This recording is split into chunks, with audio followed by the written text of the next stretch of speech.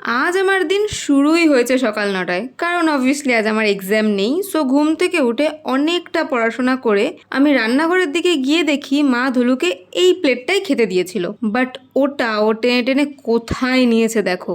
যাই হোক, এরপর আমি ভাবলাম যে টাইম যখন আছে কেন না একটু স্কিন কেয়ার করে নেওয়া যাক। আর সত্যি বলতে এই এক্সামের চক্করে না অনেক দিন ধরে স্কিন কেয়ার করা হয়নি। অ্যান্ড দেন স্নান করে আসার পরে আমি জানতে পারি যে একটা পার্সেল এসেছে।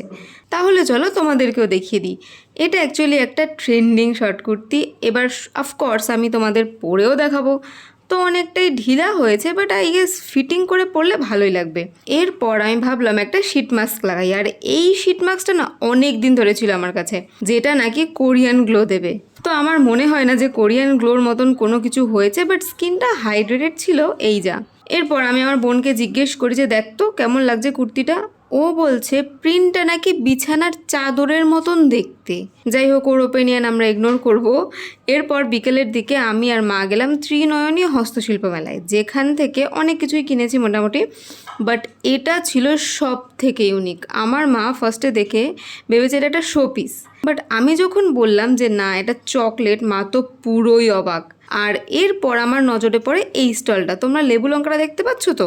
এই লেবু লঙ্কাটা কিন্তু অ্যাকচুয়ালি হাতে বোনা, বিশাল ইউনিক ব্যাপার। যাই হোক, এরপর আর বেশি দেরি করা যাবে না, তাই আমি আর মা বাড়ি চলে আসি। আর কারণটা তো তোমরা জানোই।